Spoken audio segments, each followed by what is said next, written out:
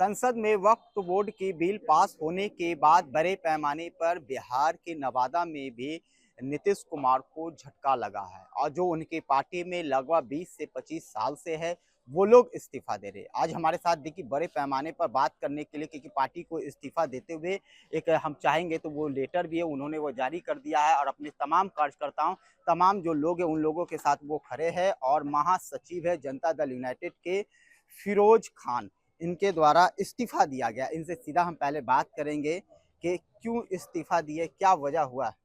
सबसे पहले आपके चैनल को मेरा धन्यवाद, जो सुनने वाले हैं उनका भी शुक्रिया।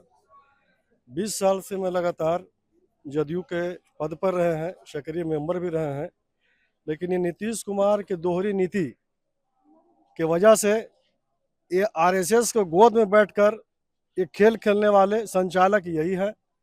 ये मोहन भागवत और मोदी से भी ज़्यादा खतरनाक है। मुसलमानों का ये दुर्व्यवहार करते हैं हर मामले में। जिस तरह सभी ये वक्फ बिल पे गिरगिट वाला रूप अपनाए हैं, ये ठीक नहीं है, इसलिए हम लोग सोच कर इस्तीफा दिए। इतनी बड़े तादाद में ये लोग, सब लोग जो आपके साथ, कुछ लोग जो आपके चाहने वाले, जो आपके साथ जो करते थे, क्या सभी लोग आप लोग जनता दल यूनाइटेड तो पूरी तरह अलविदा कर दी है? हाँ, सब लोग अलविदा कर रहे हैं। जरूरत पड़ी तो उनका पुतला भी दहन करेंगे। नीतीश कुमार उनके सहयोगी का पुतला भी दहन करेंगे जरूरत पड़ी तो। अभी नोटिफिकेशन की बात हो रही थी, नोटिफिकेशन जारी होगा तो कुछ लोग और देंगे, तो क्या लगता है? बिल्कुल देंगे। एक भी लोग इनके साथ ना यहाँ रहेंगे ना प्रदेश में रहेंगे, ना पूरा ऑल इंडिया में नहीं रहेंगे इनके साथ। जी, वक्फ बोर्ड जो आया है, इससे क्या आप लोगों को परेशानियां का सामना पूरी करना? परेशानी, ये हमारी मदरसा है, ये हमारा मस्जिद है, इसमें जमीन हमारे पुरखों ने दिए हैं, उसमें वो लेने वाला हस्तक्षेप करने वाला कौन होता है? चीज हमारी है, वो लेने वाला या उसमें हस्तक्षेप करने वाला वो कौन है?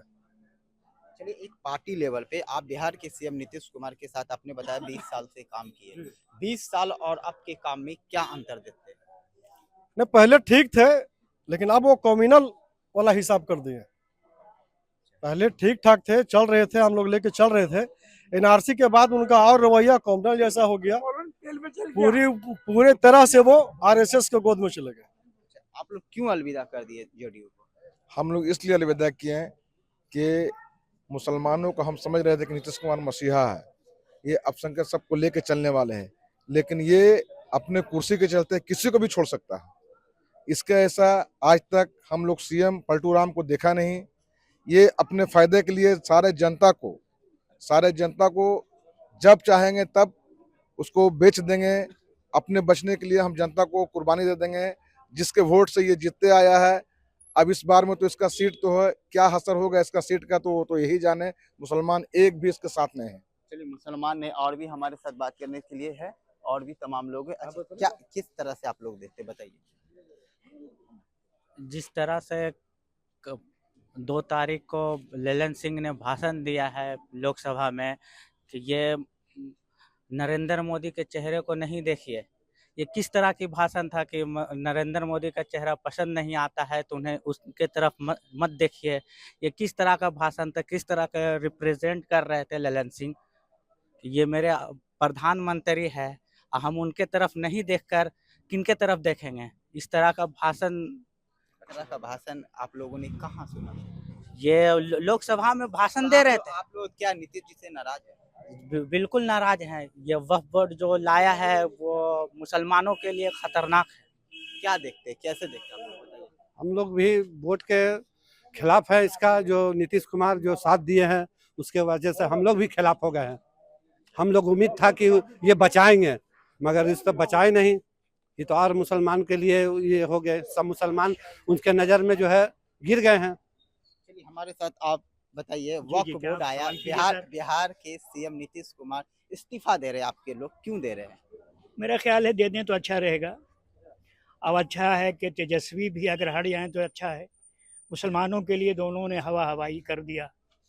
और मैं ये भी कह रहा हूँ कि उनके लालू यादव 15 साल, तेजस्वी भी 15 साल, उनके आप भाई भतीजे भी 15 साल, पूरी ज़िंदगी राजनीति में इन्हीं लोगों की गुजरी के, तो दूसरे को चांस मिलना चाहिए कि नहीं मिलना चाहिए? एक से एक दिग्गज पड़े हुए हैं। मेरा तो यही कहना है, नया चेहरा आना चाहिए, नए को चांस मिलना चाहिए, अच्छा काम होना चाहिए। सड़क की हालतें आज के 10-15 साल 20 साल पहले कैसी थी, भले किसी को हम बुरा कहें, लेकिन अभी जो 3 बातें हैं, सड़क की हालत बहुत अच्छी, बिजली की हालत बहुत अच्छी, आबो हवा बहुत अच्छी। तो हम तो यही चाहते हैं।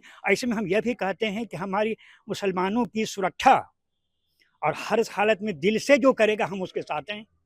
यहाँ तक कि भाजपा अगर मंच पर कह दे, जो प्रधानमंत्री वो कह दें, कोई भी अगर ये कह दे कि मुसलमान मेरे भाई हैं, यही तो हम सुनना चाहते हैं। हमारे प्रधानमंत्री हैं, पूरे हिंदुस्तान के मुसलमानों की प्रधानमंत्री हैं, लेकिन कभी अभी अपने मन से मोदी जी ने नहीं कहा कि मुसलमान भी मेरे भाई हैं।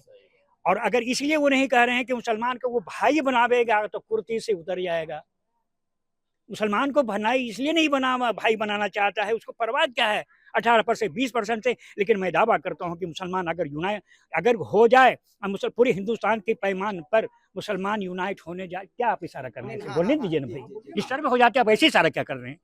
हम अगर गलत बोले तो सब टोके हमारे साहब गलत बात कर रहे हैं। हम ये कह रहे हैं कि मुसलमान बिखरा हुआ था, लेकिन आने वाले चुनाव में मुसलमान एकजुट किसी को वोट देने जा रहा है। सब समझ गया मुसलमान के साथ जो धोखाबाजी हुआ, दगाबाजी हुआ है।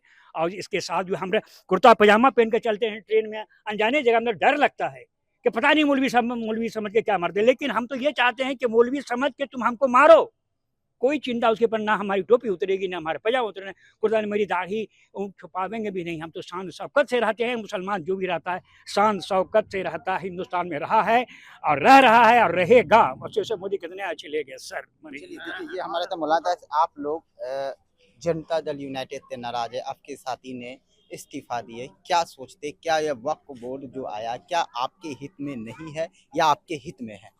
हमारे हित में नहीं है।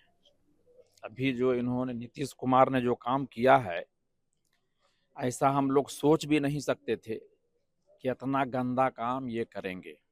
ठीक है, चीनो अरब हमारा, हिंदुस्तान हमारा, हिंदी है हम वतन है हिंदुस्तान हमारा। मैं आपको आपके माध्यम से ये कहना चाहता हूँ कि इस भारत में जब अंग्रेजों की हुकूमत थी, हम लोग गुलामी के जंजीरों में जकड़े हुए थे। तब हिंदुस्तान को आज़ादी की बात आई। इस देश के राष्ट्रपिता महात्मा गांधी ने आज़ादी की बिगुल फूकी। उस बिगुल की आवाज़ सुनकर मौलाना आज़ाद भी आए, पटेल भी आए, नेहरू जी भी आए, वीर भगत सिंह भी आए, सब लोग आए। और जब जमा हुए एक जगह तो हमारे देश के राष्ट्रपिता महात्मा गांधी ने कहा कि बस बहुत हो गया, हम लोग अब भारत को अंग्रेजों के चंगुल से हटाना चाहते हैं। इसमें आप लोगों की क्या राय है? सब लोगों ने एक साथ गांधी जी के बात पर लब्बैक कहा और सब लोगों ने आजादी की लड़ाई लड़ी। उस आजादी की लड़ाई में हिंदू भी थे, मुस्लिम भी थे, सिख भी थे, ईसाई भी थे और सबों ने मिलकर भारत से अंग्रेजों को खदेड़ा। यह हिंदुस्तान किसी के बाप की जागीर नहीं है। यह हिंदुस्तान हिंदुओं की जागीर है, मुसलमानों की जागीर है, सिखों की जागीर है और ईसाइयों की जागीर है। इस देश में जब से नरेंद्र मोदी जी प्रधानमंत्री बने हैं, मैं तो ये कहना चाहता हूं कि इतना गंदा प्रधानमंत्री, he is very dirty prime minister of India. आज तक जितने भी प्रधानमंत्री आए, सबों लोगों का विचार बिल्कुल एक था, लेकिन ये जो प्रधानमंत्री हैं वो मुसलमानों के खिलाफ काम करते हैं।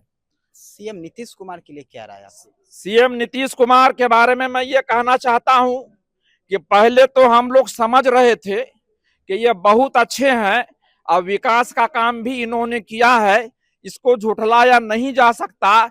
लेकिन श्री नीतीश कुमार चंद्रबाबू नायडू को श्री नरेंद्र मोदी ने बुलाकर बंद कमरे में पता नहीं कितना करोड़ रुपया इनको देकर आपस में मिला लिया। ये दोनों भ्रष्ट हैं। मैं इस बिल का बायकॉट करता हूं और मैं जनता दल में जितने भी लोग शामिल हैं जनता दल यूनाइटेड में, मैं उनसे गुजारिश करूंगा कि आप लोग इससे नाता तोड़िए।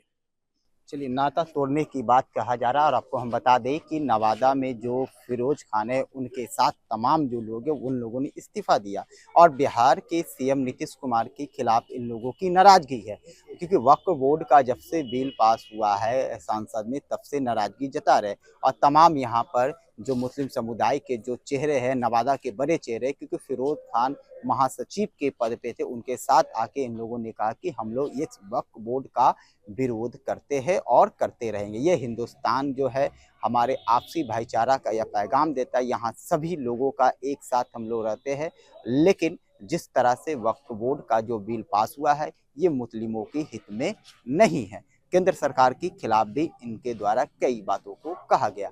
नवादा से एबीपी न्यूज के लिए अमन।